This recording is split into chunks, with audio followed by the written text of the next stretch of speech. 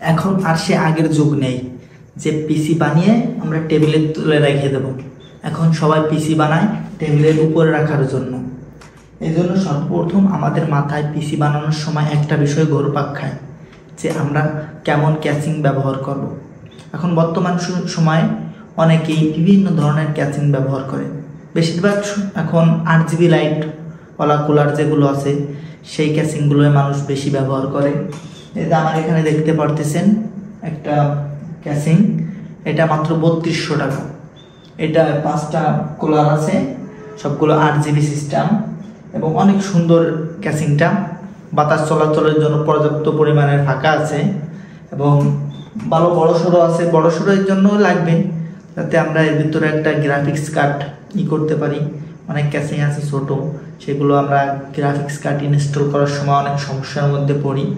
এজন্য আমরা যখন পিসি বানাবো তখন পিসির যে ক্যাচিংটা আছে ওইটা একটু বড় নেব এবং পাওয়ার সাপ্লাইটা একটু বেশি অর্ডার নেওয়ার চিন্তা ভাবনা করব, কারণ আমরা গ্রাফিক্স কার্ড লাগালে অনেক পরিমাণ বিদ্যুৎ টানে এবং অনেক সময় কেস ছোট হওয়ার কারণে গ্রাফিক্স কার্ড কেসে ভালোভাবে ইনস্টল করা যায় না।